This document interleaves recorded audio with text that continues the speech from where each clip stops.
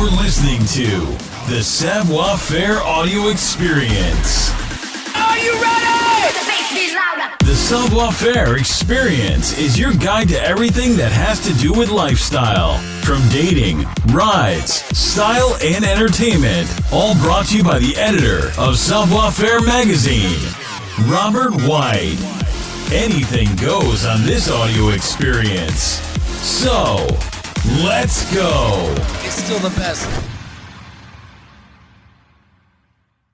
All right, guys, welcome to another episode of the Savoir Faire audio experience. Today, we are going to be interviewing someone that I'm really interested in speaking with today because I'm a single man, and this person is out in the world helping single people find their match. So, Amber Cawley, hello, Amber. How are you today?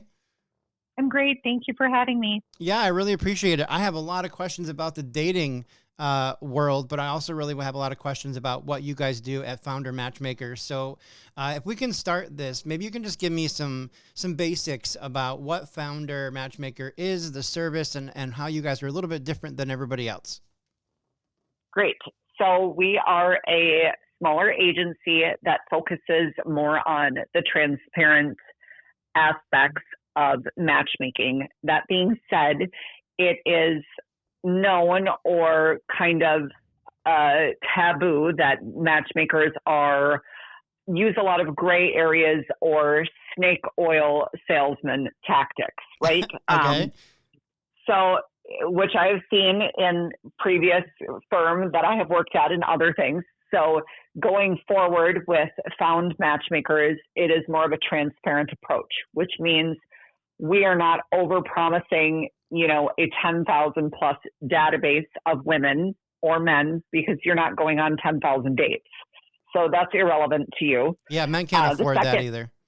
and then the second is women and men will use the tactics in matchmaking of sending you photographs of people that they actually do not know at all to get you to sign up for a service. So they're sending you like 10 plus models, et cetera, to get you to sign. And then they bait and switch you and send you, women or men that you would never be interested in that are actually in their database.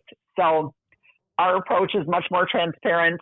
I am definitely an under promiser, over deliverer. And all of the people that are viewed through our service are real individuals that I myself or my business partner has interviewed on the phone or via FaceTime. And so we are looking for people that want real connections and are marriage-minded. Very cool. And thank you for saying marriage-minded, because that's the key piece for me at my age at this point, is that's something that I know I want to do, unfortunately, again.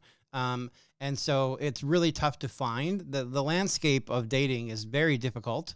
And so having someone like you or your firm over there kind of assisting us is I love the matchmaking system. I love the idea. It's no different than trying to find a really damn good job. It's hard work. Sometimes Absolutely. You need an agency. So if you want a good partner in life, it's okay to be able to have an agency assist you in finding people and narrowing down the search, as so to speak. Yeah, so I say the approach is basically like if you're hiring a professional to improve a golf swing or do your hair, there is nothing wrong with hiring a professional love coach or a matchmaker to hire to bring you better relationships, better matches geared towards you, and let us do all the legwork and make dating fun again. Oh, God. I love that, because dating sucks. Yeah. So, all right, very absolutely. cool. So let's talk about your guys' system and how this works a little bit. I want to do a little deep dive into the business aspect. So I come to you, I'm 45, single male. I own my own business. I'm pretty successful. I live in New York. What's the process, the first process, besides the introductory conversation you and I are going to have when you start matching me with people? Talk to me about the process. So we would have a conversation based on your exact preferences. So whether that may be blondes, brunettes, all ethnicities, whatever you choose. So then I go and either recruit personally or pull from the database of women that might meet your specifications. Then they are shown to you confidential in a profile form. It will have a few photos of the woman or man that you're choosing. and then a bio about them. The bios are pretty generalized because I believe that connections happen when you hear voices and meet in person. So they're generalized enough where the person is still wanting to ask questions right away when they talk to that individual. So it's not just dead air. So then you would go through the process and let's say you say, hey, Amber, I'd like to date Sam. So I would contact Sam or Samantha and give them the bio about yourself. And if they say, let's connect, then it's a match. And then I give the gentleman always the phone number leads, and they send out a text to set up a time to call or an in-person date. Now we do offer other services as well as good as they may be. I don't love this approach. So we can set up in-person dates, more like a blind date, but I feel it kind of takes the old school chivalry and the man leading out of the equation. Okay, yeah, that makes sense because you want the connection to start developing almost immediately, like right, like yeah. so that's really important. Okay, very cool. Well, let's dive into like some of the things that you guys are encountering. You've been doing this for a long time. This is not your first rodeo working with matchmaking services. You had some history here. And so I want to dive into just the dating pool in general. So talk to me a little bit about your personal feeling on how the dating pool is currently. What is good? What's bad? What are matchmakers kind of going through based on the dating pool and the things that are happening in the world right now? I would say I think the biggest thing or the flaw in dating is everyone wants things at the speed of Amazon Prime. They don't want to develop real connections anymore. If it's not a match immediately or something, they just move on. So there's no emotional availability or emotional intimacy anymore. It's kind of gone to the wayside because if they don't want to be transparent or vulnerable with someone, they can just move on to the next. And then the cycle repeats itself. So that's why I think a lot of men and women are going more towards matchmaking services so that they actually know that people are serious rather than you're home alone on, a Friday night swiping on your dating app, just trying to have a pen pal conversation or, unfortunately, a little bit of an ego boost. And then the next day you can act like they don't exist. And that's where I think people have gotten so turned off by the new wave of dating apps, etc., because it really is not genuine nor sincere or people wanting actual love. I think your chances are better at finding an organic connection, as hard as that may be, or using a facilitator like a matchmaking service or someone else, or, even well-meaning friends sometimes try to set us up, but it's usually not the greatest. But those are always the easiest ways to meet someone.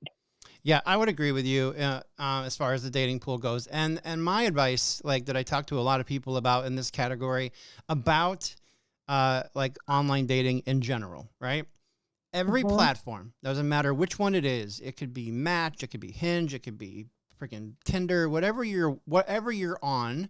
There are some exceptions to the rule. Only one that I can think of, like Facebook dating, is weird because it's free.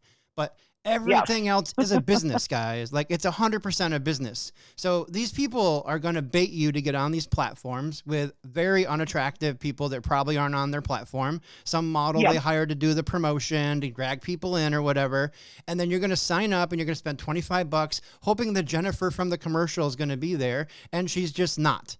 And then you're going to spend tons and tons of money every month trying to buy these little like things and trying to do these little in-app purchase stuff to try to get people's attention. And it's just a waste of time, energy, effort. And it's not really a real connection. There are like hidden stories I've heard of where people have met on dating apps and everything clicks and everything's great. Those are really, really rare situations. I'm not a fan. I think that like what Amber's talking about, kind of meeting organic makes the most sense. And the other advice that I give to a lot of men, because that's what we are, we're a very strong men's platform here, is if you're really interested in finding somebody, services like these matchmaking services make a little bit of sense because there's a tangible investment to be able to work with a coach and find your perfect person. And there's somebody helping you try to find the perfect person. But on the other flip coin of that, just be the person that you want someone to fall in love with, basically. Like, if you want to find someone that's extremely into kayaking, then go kayaking every weekend. If you're a coffee person and you want someone that's going to sit with you in the coffee shop on Wednesday morning and have coffee, then you go have coffee Wednesday morning. Like, these are the things that you have to do so that that natural connection can kind of start developing with people you're going to run into on the day-to-day.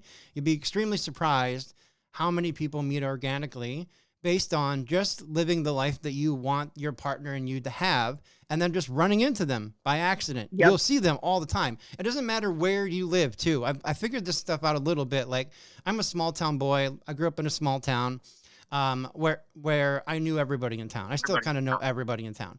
But even being in New York City or some massive city, if you're doing the same thing and you find some like really cool spots that you like, eventually you start running into familiar faces and you're like, oh, that one blonde is constantly in my path. Like, I'm always seeing her at these different places. Eventually that makes sense that you have some kind of connection or something like that. I think the world works like that. The universe works like that sometimes.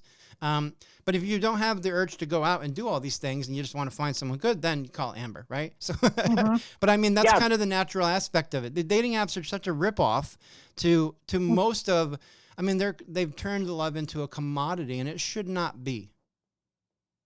Absolutely.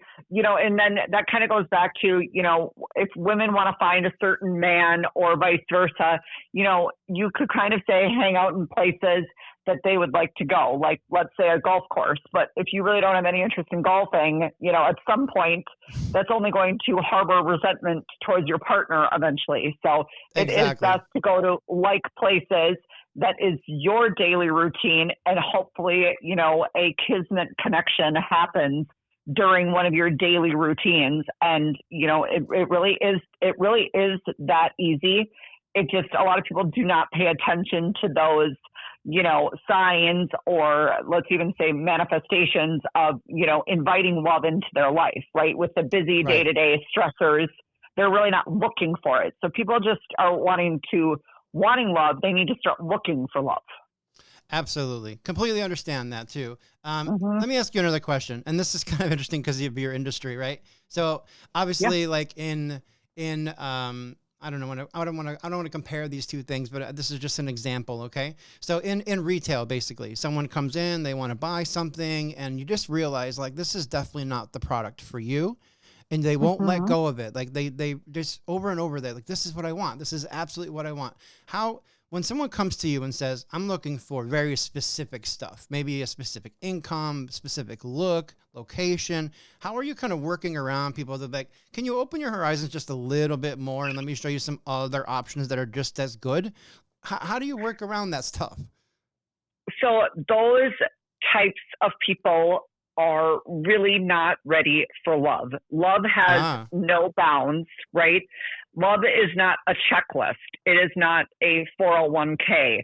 It is not, they live in a great neighborhood. It is not, they have a full head of hair.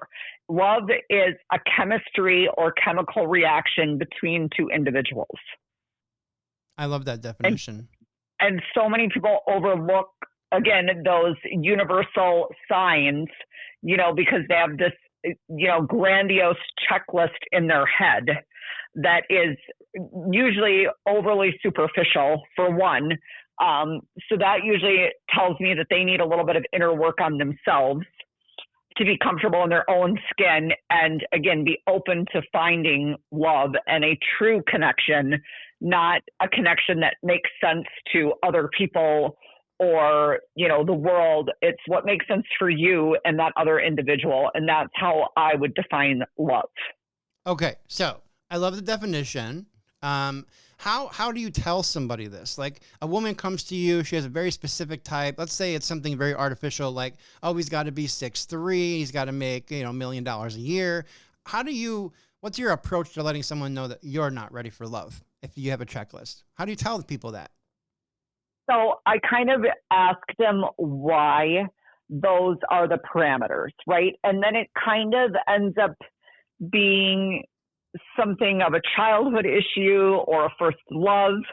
and then it kind of resonates to me. This person is just really not wanting true love. They're wanting, I hate using this word for love, a hobby, right? They're going to keep going through this checklist of, even if you can bring the person a unicorn, they are still going to find something wrong with that unicorn.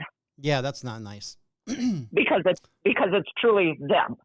So I will kind of say, I think we should probably see a therapist, or we need to talk and be more realistic about these things. So then I say you can come up with 5 non-negotiables instead of 25.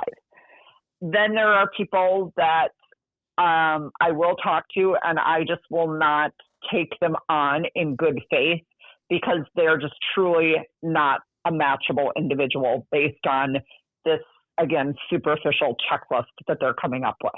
Makes sense. So, yeah. So as far as, there is a lot of matchmakers in the world that will take your money, even if you're, again, looking for a unicorn. I am just not one of those people. So that is, if I can't be comfortable matching you on reasons that I feel are ethical and right, they're just not a fit for our agency. Makes sense. I mean, I love that too. I just had this little vision in my head of like this younger 20-something girl that fell in love with this boy, and maybe they had this great relationship, and then he turned out to be a bum and play video games every weekend and never gave her any attention. And then they eventually split up because that's just not good. And then she comes to you and she's like, I need to have a man with money because I'm sick of paying the bills for these men, blah, blah, blah. Like I could just hear a woman complaining in my head when we're talking about this. And then, yeah. So I'm assuming you'd have to come up with some kind of strategy to like, okay, maybe you need a therapist. Maybe there's other options. Maybe you're not ready for love. Or is there a sales pitch here, like where it's just, they're not all the same. Just because you had that one experience with that person doesn't mean the next guy's going to be the same way. Doesn't matter what the income is. Yeah. So as far as in that regard, there's, for women, a lot of non-negotiables are height, hair, income, right? That's kind of what they're always fixated on. And then there's some to the extreme where, let's say they want 6'3" plus, full head of hair, 6% body fat, has to make over $500,000 a year at their job, has to come from a good family, cannot have any previous kids, hasn't been divorced, single, of this, so there's extremes. So there's a few items, and then there's people that, have a 60-item checklist. So that's where you kind of draw the line. If you feel like in your head that, okay, well, this person could, with a little coaching, be more open-minded. But then there's some people that you can tell that they are so close-minded that if it's even borderline on something that they are not wanting on this checklist, they will just, it's an absolute no. Okay. So are the basics that women want in a partner, I mean, these are kind of artificial things, but like height, hair, and income are the 3 things that you see quite often from women clients? Yes. Okay. What are the other non-superficial things that are not part of those categories? What do women truly look for, in your opinion? I think they look for a provider, which if that's financial, fine. But I think in other aspects, the man to lead, right? What I would say is other one, a lot of women ask for, emotional availability. A man being vulnerable is very attractive. And a lot of women like a man that can do things around the house, whether that's handy behavior, being able to fix something, changing the oil on a car. Those are all things. And then they also look for, too, if they could be a good father. Okay. Which seems like some very key things. So on the flip coin of that, what are your men clients like very specifically looking for? Usually the men are all wanting women that are, very fit, I would say, tall, someone that takes care of themselves, if we're talking superficial aspects. And then, the men are visual, women are emotional. So they always want, more of a figure on them. So whether that's either, having breasts or a nice butt. It's one of the two that they kind of go for. And usually they want them, in the height range, I would say between 5'3" and 5'9". Anyone else that kind of goes there is definitely harder to match. Things that they look for that I think are a positive note would be a great homemaker, has domestic skills, whether that is also cooking, a great mother, someone that is emotionally supportive to them after they've had a long day. They like to come home and not be unloaded with all of these problems. The number one thing is men are wanting a woman that is fulfilling sexual desires, frequently, and not withholding, sex for any type of reason, that is, I don't know how to say that without sounding really, they just, completely understand. If you're mad, don't withhold, right? So that's, I think that would be the number one thing that guys ask me for, specifically when I have a more mature man and he says he won't date a woman that's older than 50 because he says that they no longer have a sex drive. Okay. Which I find that actually quite the opposite. Women that I know that are over 50, I feel like have a very high sex drive. So that's one thing I always kind of talk to my men about is, you're wrong on that avenue. I understand the body is tighter the younger they are. However, 50-year-old women have a lot of appeal in a lot of areas, specifically mentally for, men of a certain age. Understandable.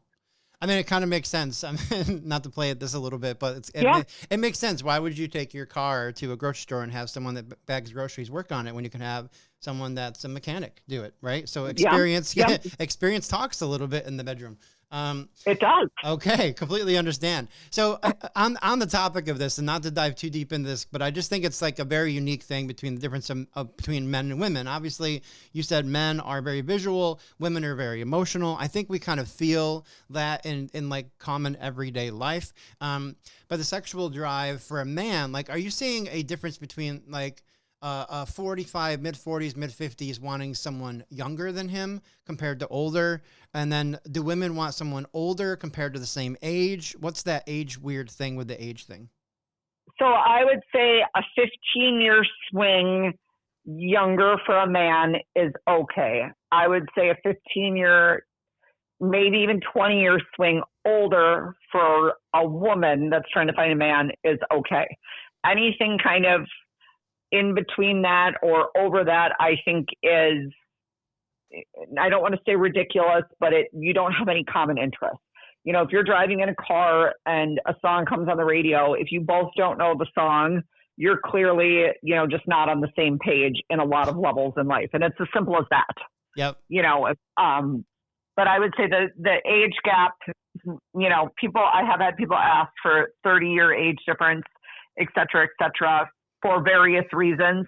If they have a good reason, it's an achievable thing for me. But if they just want it because, they divorced someone and they want to find a much younger woman, that's not the greatest reason to be dating someone 30 years younger than you.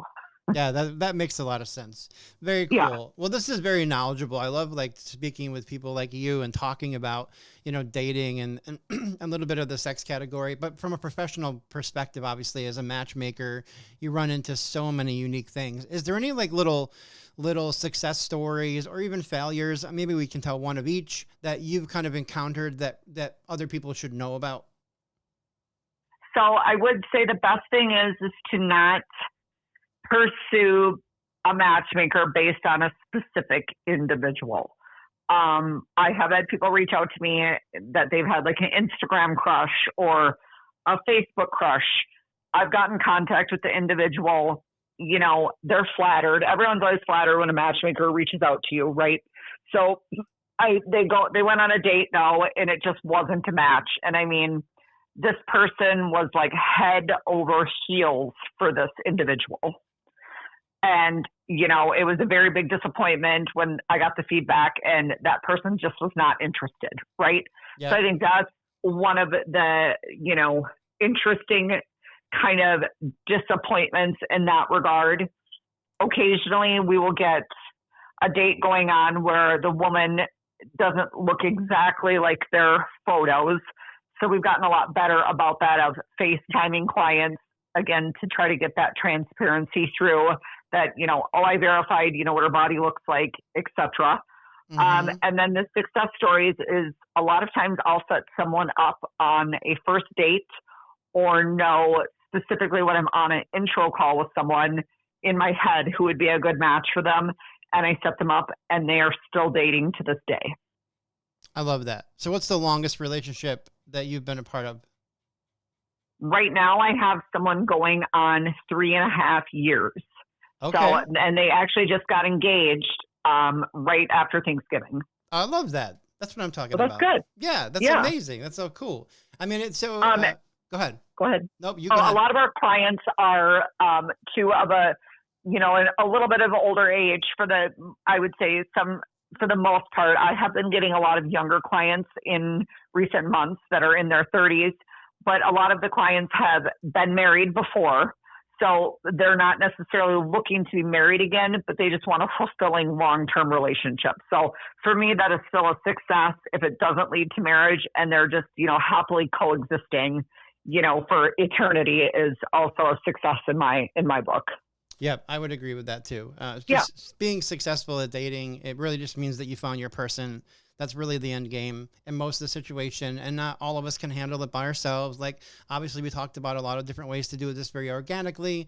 I would 100% avoid any dating site. And I tell men all the time, just don't do that stuff. Either naturally go out and live your life the way that you think it should. And the universe may reward you for that and drop someone in your path. Or you find someone like Amber or someone else who's extremely skilled in this category and you ask them for assistance. And it's funny to me that you brought up the story of like having an Instagram crush and then finally getting to meet this person because, you kind of threw in you. One of my favorite movies, like in this world, is Hitch, right? And every couple in Hitch is like, oh, I want this one specific woman, this one person. And Hitch is trying to help them find this one person or close this one person. It turns into like, the game kind of thing aspect, right? Like, it's just, let me show you how to put on good game to get the person you want. And in that regard, that's a little bit fake and shady as well, right? So I mean, that movie has a cool little ending where the guy's supernatural and she falls in love with him, his natural who he is. But life's not always like that. But I mean, I've had a crush on someone that I've met on Facebook, Instagram, some kind of social thing. And then we meet and we instantly disconnect because I was like physically attracted potentially. Maybe even I saw posts that were kind of cool and there was something there like in the brain work of a person, how intelligent they are, how they speak, things like that would pull me in. But then there's this one little quirky thing about them that I'm just like, that's probably a deal breaker for me long term. So then you figure that stuff out. But maybe, Amber, there's some kind of unique thing in there where you could just be like, people could just send you their Instagram crush profiles and you could go look at them. And from your perspective, just be like, well, you're probably not going to like the idea that she drinks more than you do. Yeah. So, and there's so many variables. And as we know, online or social media is a highlight reel of one's Absolutely. life or even fake life. So, to actually meet someone in person, it's a lot different than I think what people would expect, and in most cases it's biting off more than they can chew. And, they're, running for the hills. So yeah, I think it's a great concept to, be that way, to think I'm so secure and confident that that person is for me and I know it. Right. But in reality, that's just not how love or the universe really works. And I feel like the universe is laughing at us when they think we have our own plan. Oh, absolutely. And I think it may go back to just the organic aspect too. Like absolutely. If you see this person and you're just infatuated, fellas, for sure, this is directly to the men. If you're infatuated with some chick on Instagram or Facebook and it's all about the looks for you, then that's just a crush. You're never going to meet her. It's not going to happen. Admire from a distance. But if you have similar qualities and you consistently run into each other at events and there's something going on there, then shoot your friggin' shot next time you see this person. Just walk right up to them and let them know there's some interest. Find a name, shake a hand, and plan a date. Like that's a little bit of confidence, I think. But like if it's so far fetched, it's never going to happen. Like my crush on Instagram right now is in every other country except the US all the time. I can't afford that. So I'm not even talking to her. Like there's no way I'm signing up for that package. Yeah, exactly. So, yeah. So, and I believe in that too, is I feel that if you see beauty or attractiveness in someone in public, tell them, you know, it can probably be the best thing or connection that would happen. You know, if you see someone in the supermarket without, and then I emphasize though, without being creepy, say something complimentary. You know, it makes, if it's not a connection, it makes someone's day, right? So Absolutely. It's a win-win either way. Yeah, I saw one that was pretty smooth. There's a guy on TikTok that's very smooth. I love the way he presents himself to people, but he'll just walk up and say, "Ma'am, I just wouldn't have a really great day if I didn't know what your name was. I'm Robert. Who are you?" And it was like not in those words, very smooth, very simple. And she's like, "Oh, thank you for the compliment. My name is Amber." And then, you know, they either talk or he walks away based on the vibe. Right. So it's very innocent like that. It's very smooth. I think it's a compliment to say my day would be better if I knew your name.